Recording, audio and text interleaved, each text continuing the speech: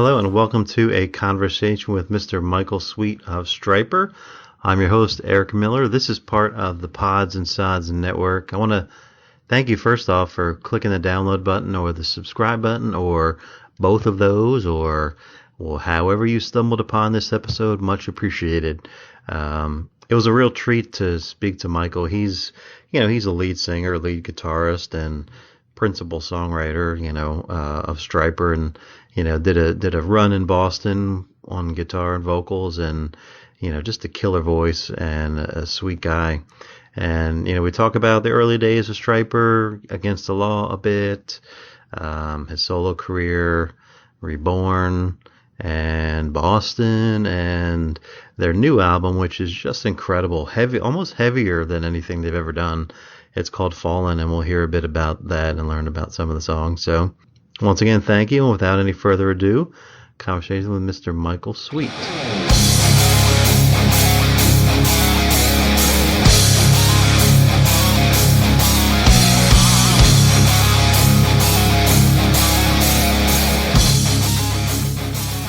Gives me great pleasure to welcome Mr. Michael Sweet. Welcome, Michael. Hey, good to be here. Thanks for having me.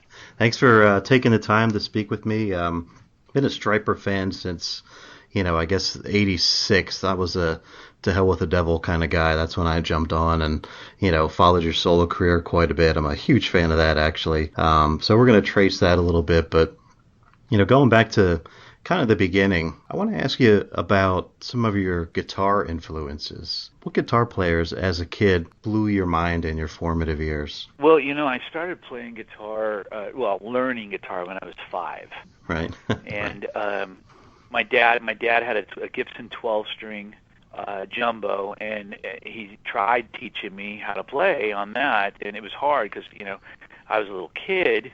Right. But I always had really large hands, so it was a little easier for me versus my brother to learn how to play at that age. And, I started learning and playing around with this and that. And as I grew older, I got more and more interested. And my first guitar influence was Chuck Berry. Right, great. I used to air guitar on my bed and jump around blasting Chuck Berry. And I always thought he was great and one of the best for that time and very innovative. And then as I grew a little older, I got into guys like, the simple, style of guys like John Fogerty. Right. Who was just brilliant at coming up with these amazing hooks in terms of riffs, guitar riffs. And then as I grew a little older, I got into guys like, obviously the Boston album blew my mind. Right. I love the harmonization and the guitars. But my biggest influences in life as a guitar player would be two guys. That would be Eddie Van Halen, which right. I'm sure is many other, right. Very influential, and then Randy Rhoads. Right. Those two guys, I play nothing like them. I'm nowhere near as good as those guys, but those are the two guys that really ignited my fire, and it had me put it in overdrive to be a better player. Right.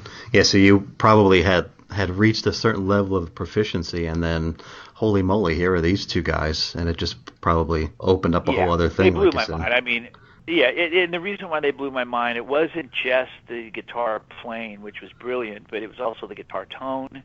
Right. It was also the stage persona. It was, their image, just the way they held themselves and played, and all around musicians. It blew my mind. Right. Awesome.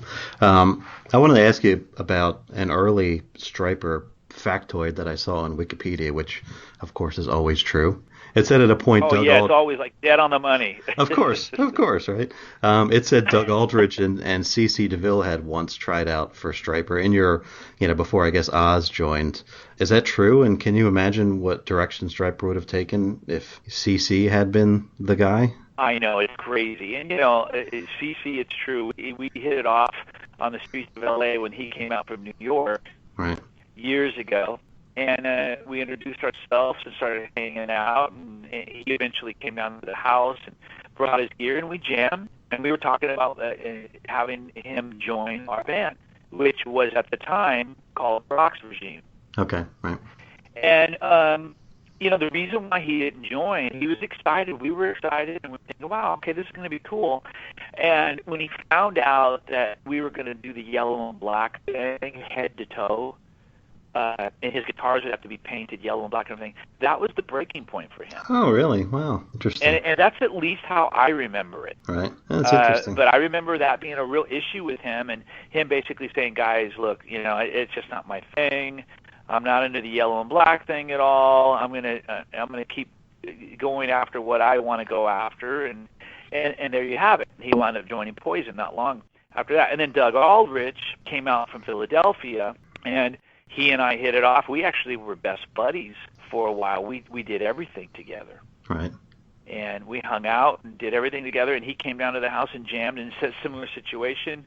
He was considering, we were trying to talk him into joining the band, and he was thinking about joining the band, and he eventually decided that he wanted to reform Lion. Right. And get that band back together, and that, the rest is history. But yeah, I mean, with CeCe, that would have been really interesting if he was in the band.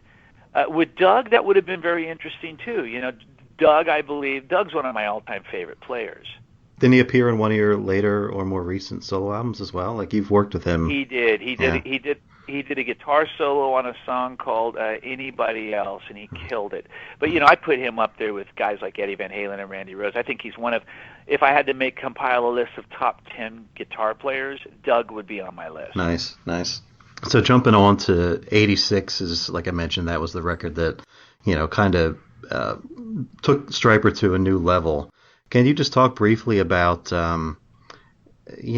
the days of Free and Honestly and Calling on You? Like, that had to be just incredible that time. Well, it really was. I mean, everything was just in the right place at the right time. Everyone, was working together and making the right decisions. And it was on fire. I mean, it was an explosive time for the band. I mean, we released To Hell with the Devil. The first single and video was Calling on You. Right. That shot to number 1 on MTV. And then we released the video for Free. That shot to number 1. We released the video for Honestly. That shot to number 1. And we, basically what felt like overnight, we went from theaters into arenas. And we literally saw in a few months' time, the numbers in terms of people just tenfold. Amazing. And it blew our minds. It really did. And that was just such an incredibly successful album for the band. Probably our most successful of all time.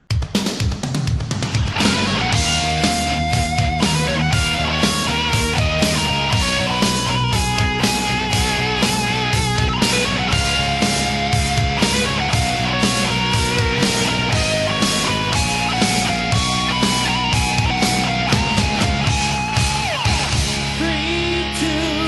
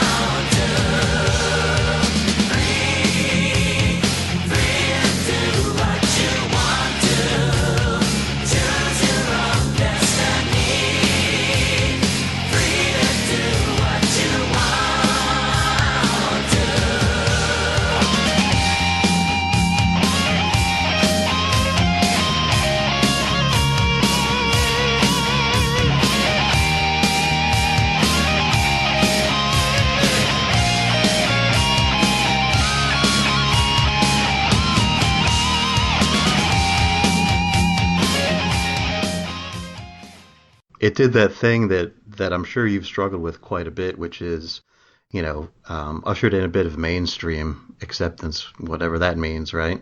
It did. It did. I mean, what happened with that album that had never happened with the band before is we got airplay on MTV. We got radio airplay. We charted rather high. And, a lot of things, a lot of ground was broken during that time. Yeah. It's an interesting thing about Stryper as a fan. I'm not a particularly religious fellow. I'm sort of a fan of the band for the work, and sure. I see you in a unique position where, the mainstream, I don't want to go so far as to say shun, you might use that word, but like you've talked about not getting the Kiss tour and things like that. Do you see yourself in that unique way? So from the one side, you're not being accepted, and then from perhaps the other side, the more religious side, if you will, being shunned a bit from that degree for being too progressive, like your medium is too progressive.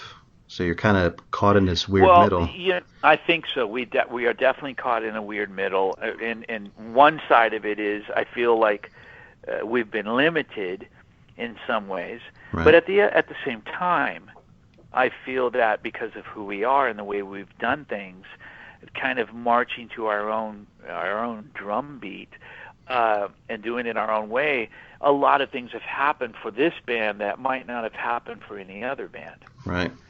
So it's really cool. It's interesting, and we count our blessings. We don't sit around and have pity parties on what could have happened. We thank God for what did happen. And, man, a lot has happened over the years. Amazing things. Yeah, that is, and I apologize if I mischaracterized that as a bad spot. I think it's a unique and incredible spot to be in, because you're. No, it is. It is. It gets frustrating. It gets frustrating at times when we're pitching ourselves for a tour, and this has happened over the years. If say Iron Maiden or Judas Priest or Kiss or whoever, they're looking for an opening band, and we put our name in the hat directly through our management or our agency, and they're considering us, and then it actually comes back to us that they passed because we're a Christian band. Right. Yeah. And that's when it's kind of like, wow, really? And we get that a lot, man, and it's frustrating because we're a rock band first. If anybody's ever seen us before, they know that we're not a contemporary Christian band. We don't do things like that. We never have. We never will. We're a rock band who is comprised of Christian guys. Right. Is that still ongoing? Like, do you still face that currently? Would you say? 100%. Wow. All the time. Wow. Yeah, I'm surprised to hear that because you have carved out. You're not the new kids on the block, right? You've carved out a reputation and a niche. Do you still get resistance from conservatives on the right? Oh yeah, absolutely. I mean, I was just doing an interview an hour ago or so, and we were talking about that. I mean, that's part of the reason, not all, but part of the reason why we don't do a lot of Christian festivals. There's a lot of really big Christian festivals, and if you notice, Stryper never plays them. And it's not because we don't choose to play those. I mean, we would play them much more often if we were given the opportunities to do so. But a lot of times we hear from the other side of the fence that we're not Christian enough, or we're not Christian at all. Right. And they can't be looking like that or wearing that or sounding like that. There's no way. And it's definitely a tough pill to swallow sometimes because it's like, it's hard to find our place.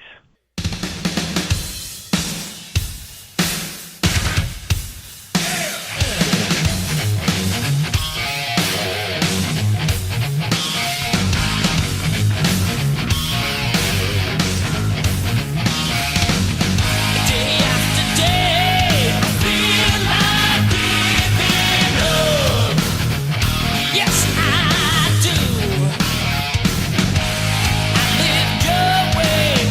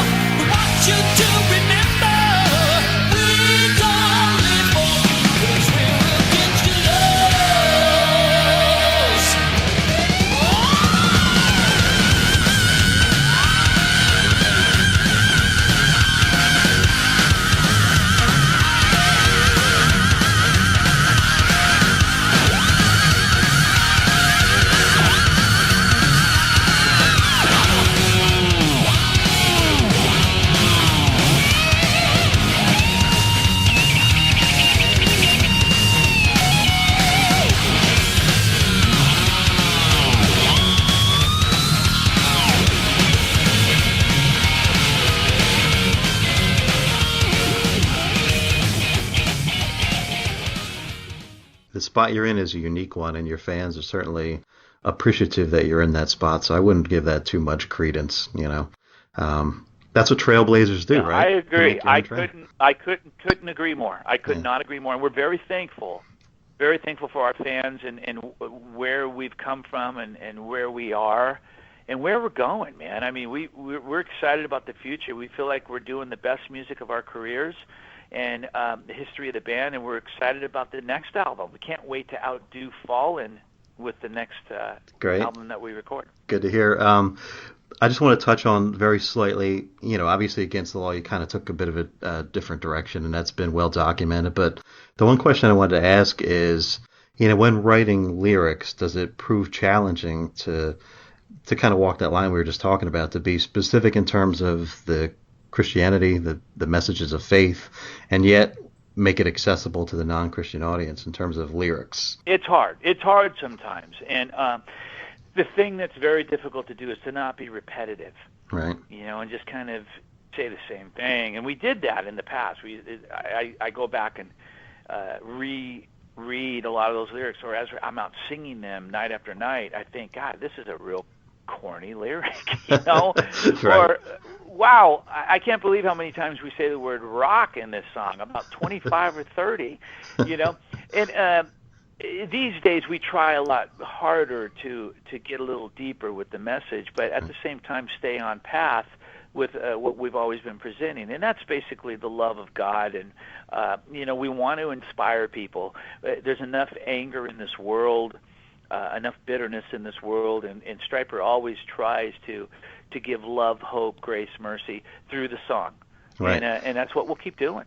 Yeah, and that actually brings me to my next point, which is after Against the Law, you kind of, you left the band, and that's been talked about in your book and things, and you sort of embarked on a solo career. So, you talk about the negativity, the music business at that time really took a shift away from, the metal bands, if you will, right, to the grunge bands, right, which had that, sort of more somber feel. So in hindsight, like, that couldn't have been a better time for you transitionally to go to the solo career, business-wise. Did you feel that? It was a great time. Absolutely, it was a great time, and that's not why I did it, but yes, right. It was perfect because I had left the band Stryper. I took a little time off, and then when I signed a solo deal and released my first album in '94, oddly enough, it outsold the last Stryper album, which was Against the Law, like almost 3-1. Right. So, I mean, who's keeping track? It's not about that, but I'm just saying that it was a good time for me, and what a special time, man. I mean, I had like 5 #1 singles in the Christian marketplace. The album did really well. It was a sold-out tour, and it was just a great time. I mean, I was still doing Stryper songs and rocking it out, So to me, I accepted grunge, but I certainly didn't cross over to the grunge side by any means. Right. But did you see in the new solo successes, did you look and say, wow, it's kind of a good thing? Because Stryper didn't really go through a lot of the other issues like the Warrants and the Wingers and all those guys.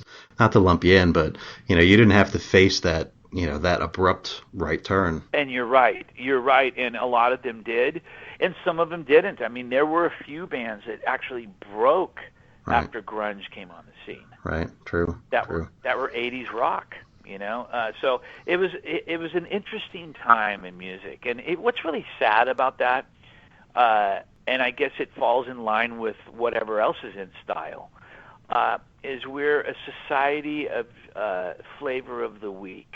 We get bored with one flavor, and we got to change the flavor. And it should just be about, is it good or bad? Not about, well, it's not grunge, or it's not metal, or it's not this, or it's not that, or it's not country or pop. It's kind of sad. I mean, is it good or bad? If it's good, it should be accepted by the masses. If it's not, maybe not. But, that it's based on a genre or a style or a look is pretty shallow, in my opinion. Right, agreed. One of the solo albums that I wanted to touch on just briefly is the album Touched that you did in 2007. And, not to get too personal about it, but obviously that was a time when your wife was, struggling with her cancer, and is that there's a lot of covers. First off, incredibly brave to sing some of these songs like "Without You," which is your version is amazing. But is that kind of a love letter to her in a way? It was. Yeah. And I actually talked about that with her, and that's why I did it. I was her caretaker in there at home, and it was an opportunity for me with that style of album, because all the music was done in another studio and then sent back to me by a guy by the name of Peter Van Tyne, and then I could just stay at home and sing the songs, and then there's the record. So it was something that I could have done, and I was able to do, with the time that I had. Right. And it was a love letter, and it's certainly a dedication to her as well. You know, it was tough to sing some of those songs, and I tried to pick songs that were certainly her favorite songs. Like she really liked "The Rose," for example. She liked "Without You." You know, all the songs that you hear on there, she liked. A few that were songs that I wanted to sing, but it was an album that was dedicated to her.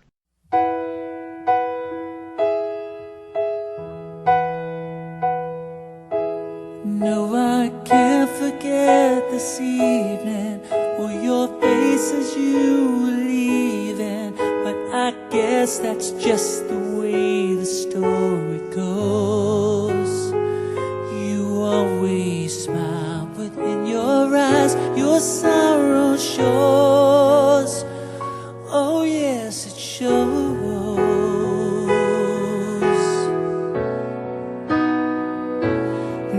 I can't forget tomorrow when I think of all my sorrow, when I had you there but then I let you go. And now it's only fair that I should let you know what you should know.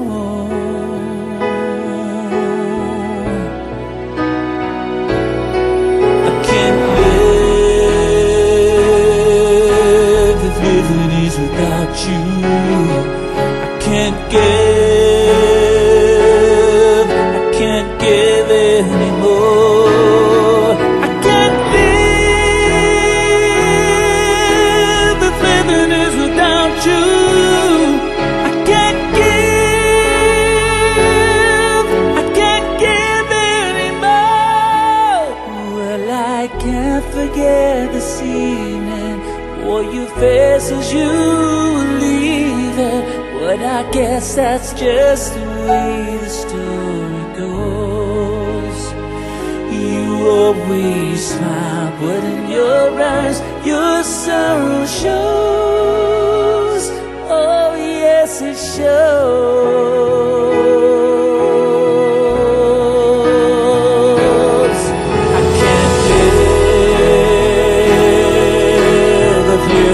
Without you, I can't give anymore. I can't live if living is without you. I can't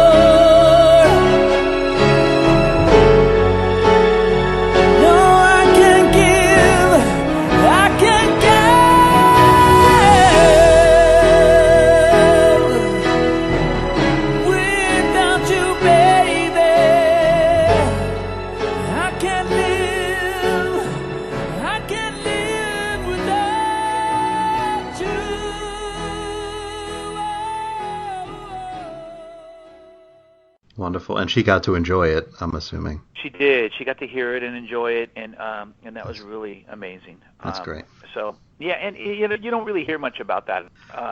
It kind of came out, and then you know, it didn't really get a real push or a real release. But all things considered, people like it, and it turned out really cool. It's different from me. Yeah, it's an interesting thing the way you describe that, and I'm not trying to project this, but in a way, that's maybe the most personal album you've done, even though they're covers. It probably is.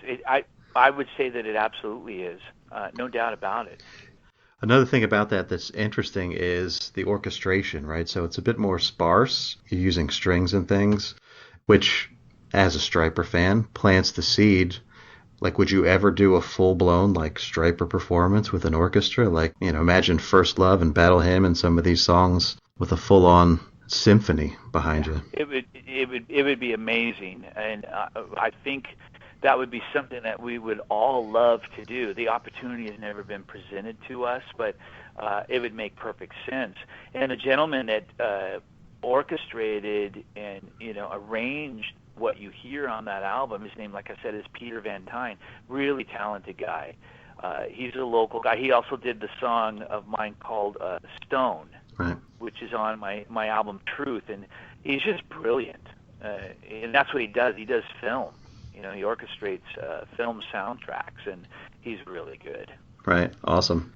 Obviously, you had a tenure in Boston, and I don't want to talk about the tour too much, but one question I had about that time is, did you ever do any writing with Tom, or was any talk about making a record? Yeah, it's kind of odd. At rehearsals, I used to play riffs, because I've always got a riff in my head, Right. And I would be playing a riff, and Tom would be taking a little break outside, and his head would turn around, and he'd come in and say, "Michael, what is that?"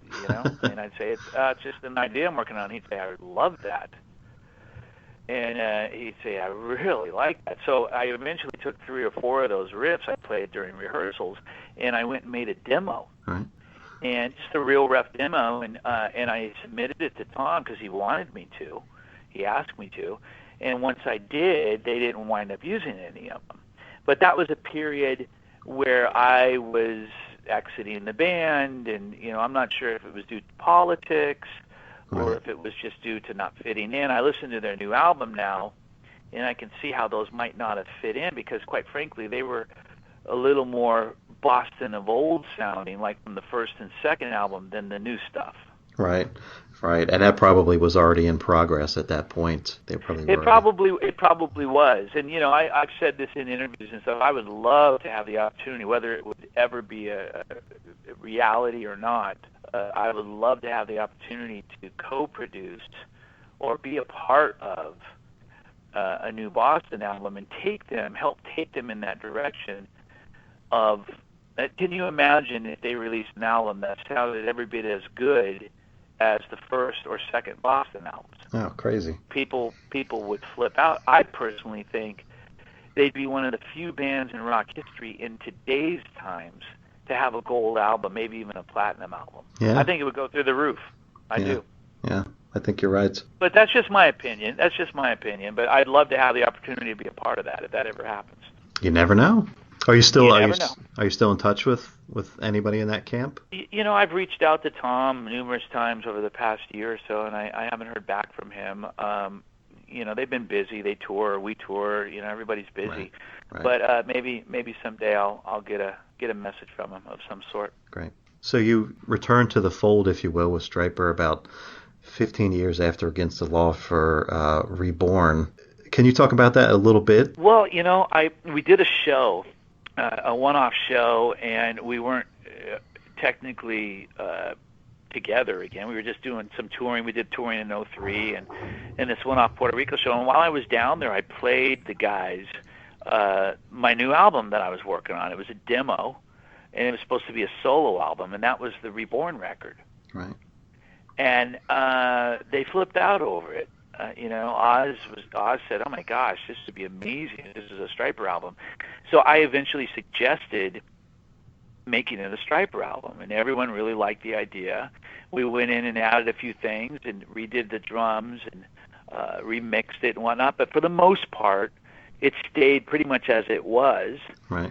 And that's why it's so different, People think, oh, man, Reborn was so different. And that's really why, because it was originally a solo album.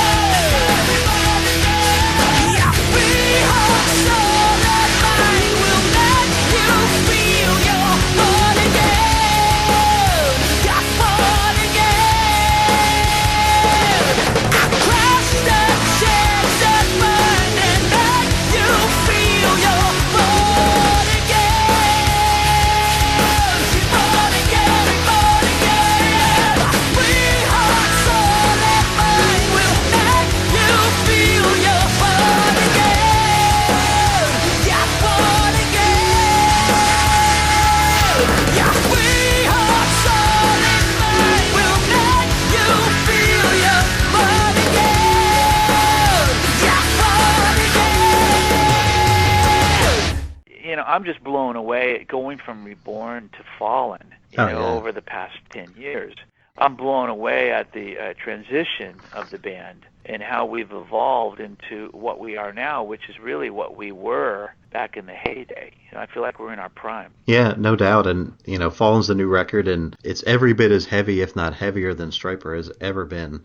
And there's a couple songs I wanted to ask you about quickly. The first one was a co-write with Clint from Seven Dust, and that's Yahweh. Can you talk about the inspiration of that song? Well, Yahweh, Clint sent me these ideas. We met on a plane and exchanged information, and I asked him if he wanted to submit some riff ideas, and he said absolutely, and he did.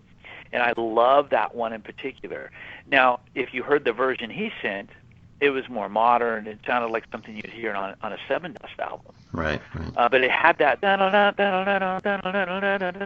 it had that thing going on, and I loved it. So I took that and ran with it, arranged and finished and wrote Yahweh, and we tracked it. And I sent it to Clint. And he was blown away, Yeah.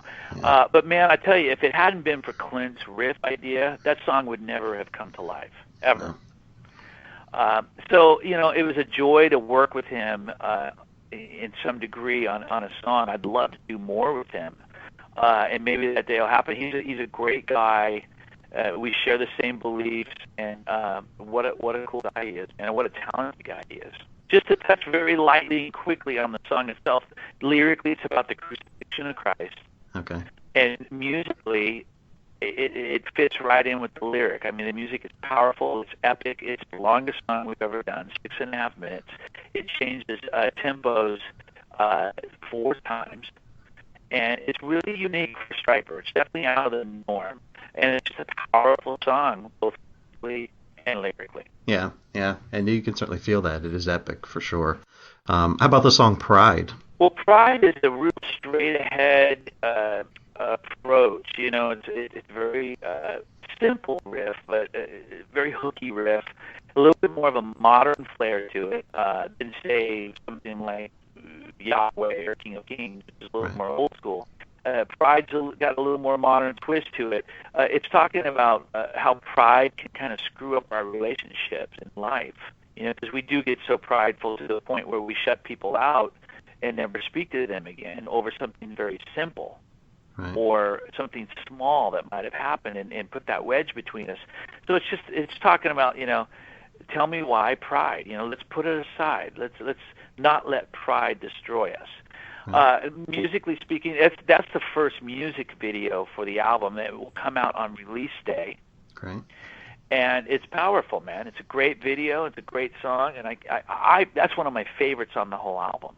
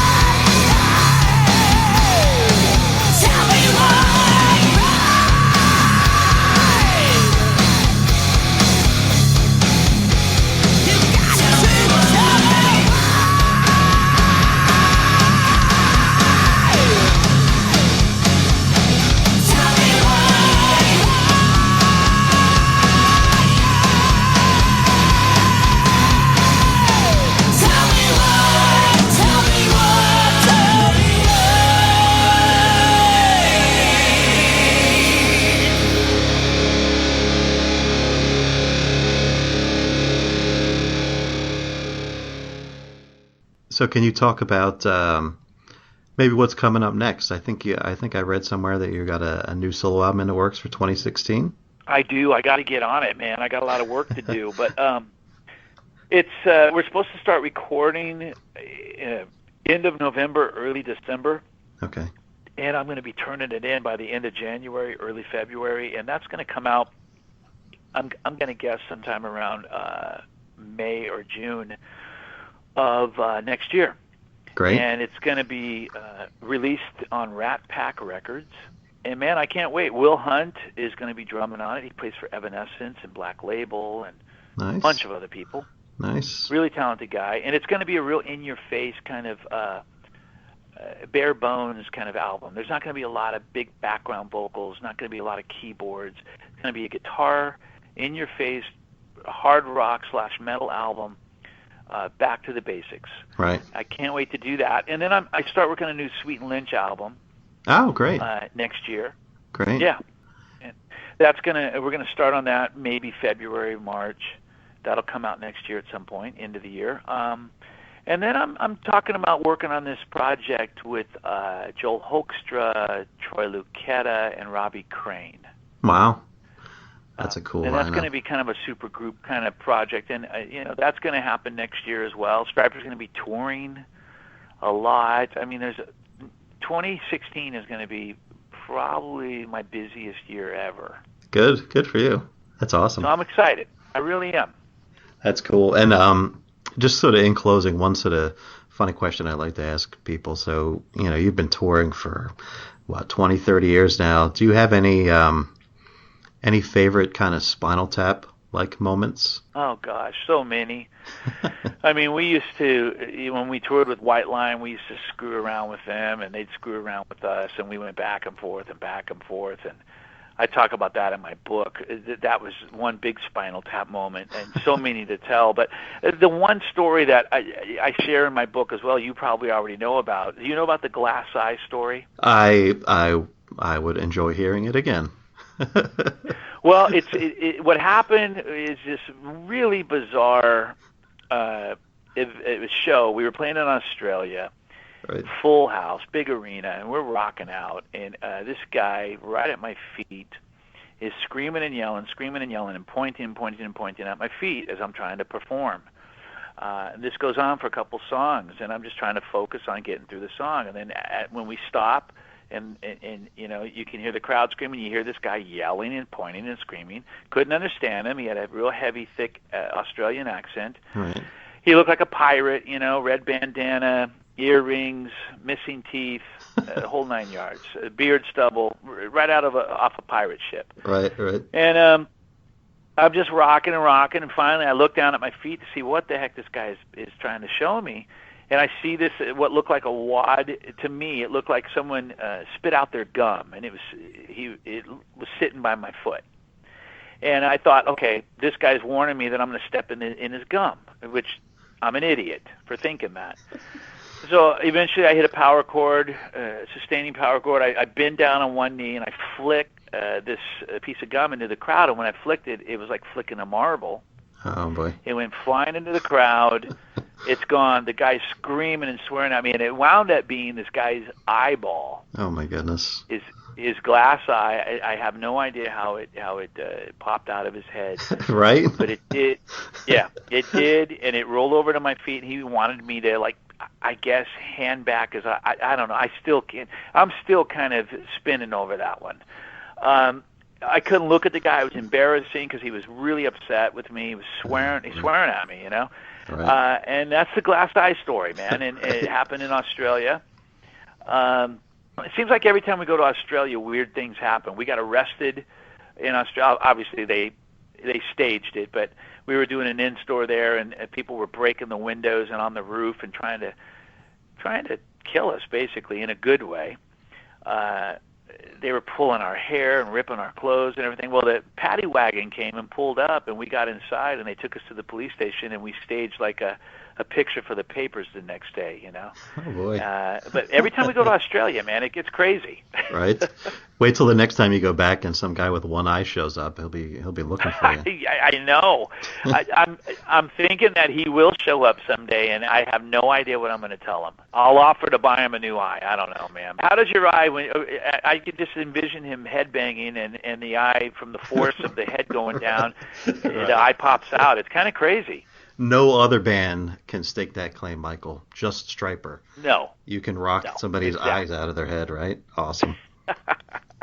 Well, thank you for the conversation and for taking the time to speak with me and the decades of incredible music. I look forward to more to come. Obviously, people can find you online at stryper.com and also michaelsweet.com. Yes, sir. And we're always online, trying to keep people up to date, and we've got such a great fan base, and I appreciate you taking the time to talk to me, man, and for all the support. It means the world. Thank you. Yahweh, Yahweh, Yahweh.